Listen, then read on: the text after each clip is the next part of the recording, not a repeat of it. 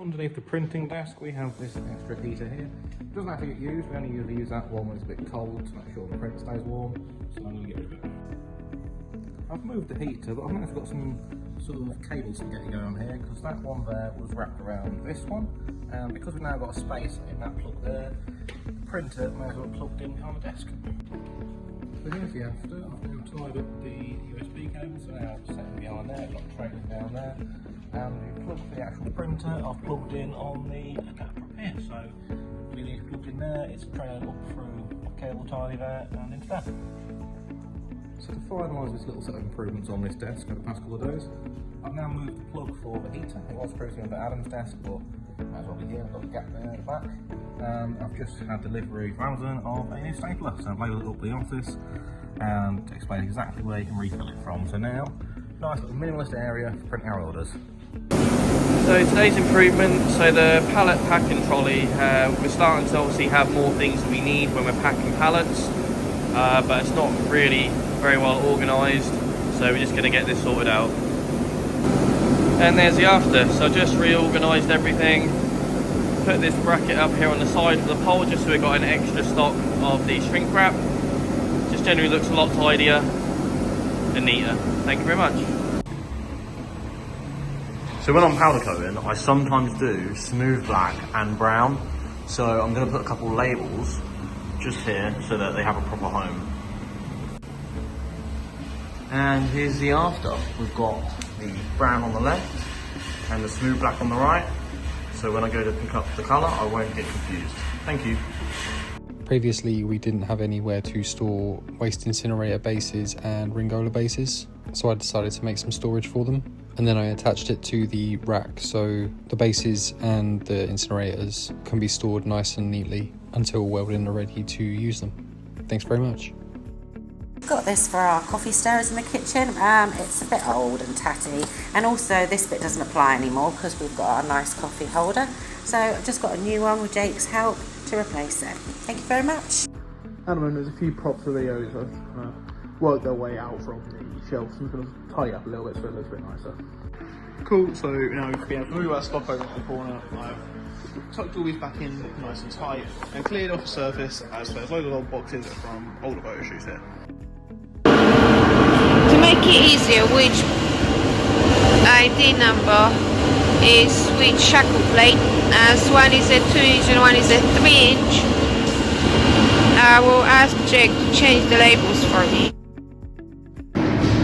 So now it will be a lot easier to distinguish the difference between the smaller and larger shackle plates and which ones go with shackles and which one don't, so I won't confuse the holding sheets which go in the box too. So I have added another panel on the top to spread our Excel boxes on the nut and bolt rack a bit better. And also we have come across a problem, or I have, where I've been putting the Excel box over here where the bar across the rack comes, and you weren't able to slot it on there. You had to pull it with your other hand to have enough of a gap. So I just added 2 washers over here between the panel and the rack, so now they just slot in without a problem. The nut and bolt rack is missing a number 4 over here, so I will just improve that. So now the number 4 is back on the rack, just to keep the standard and the rope tight. So I need to do a little bit of freezing on this tool wall. We have boxes on the bottom, missing paper tape, and missing Excel tabs, which now are on Ryan's little table. So I replaced this. I've got double-sided tape over here and glue dots. And as you can see, there is nothing separating the tape or the glue dots. And there's nothing to scan and no directions on how to order some more. So now I have a separator for the hook and a Kanban instructing you to order more glue dots on Tasca. And I have got the same for the double-sided tape with a Kanban there. So now we shouldn't ever run out of Blue Dots or double-sided tape, and we know how to order it. Also, I will sort out this shelf over here, as here's a little card separating lots of mess on the shelf, and it just doesn't work as the bottles always tip over.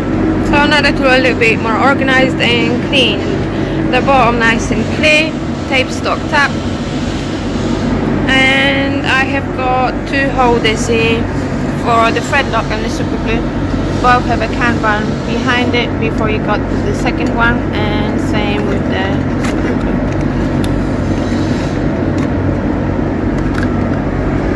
Rocket Area doesn't have a way of ordering thick card strips other than come here and tell me, and sometimes I don't know how much they have left, so I'm adding it on Tasca, a new packing box, so now they can order it on Tasca.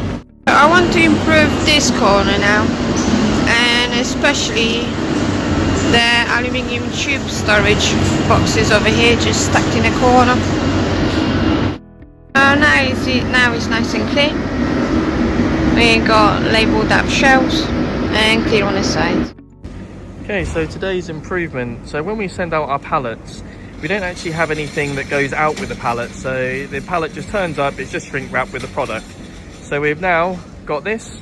So this will go into every single pallet. So it's just a little thank you from us, from Purchase and from Indoor Outdoors. And it's also got a nice little QR code on there. So if you do want to scan and see our other range, then you're able to. Thank you very much. On Tasca, there's a new feature here now called PO Reconciliation. This is about working out which POs are on Tasca only or Linworks only. So for instance, these Linworks only ones, it means a job may have been complete on Tasca, but the Kanbans have made its way around. There's quite a few on there right now, so this will help us keep on top of what stock we know has already been around, what stock we're still waiting on, etc. And to help along with this, I've just done a little A5 guide about what each of the tabs do. So the first one there, on both, there's nothing to action there, it's all good. Linworks only to check if the job's ever been done or it's just not been booked in on Linworks. And in Tasca only, that means there's still an existing job on Tasca, but it has been delivered on Linworks, so it means someone's got to move it along in their department. Using this though, we'll be able to work out where we're having problems with stock and where things have never gone around. Before we used to stock these drill boxes up, but I don't do it anymore, so this Kanban holder, I'm going to improve that by getting rid of it, because we don't need it anymore. Thank you.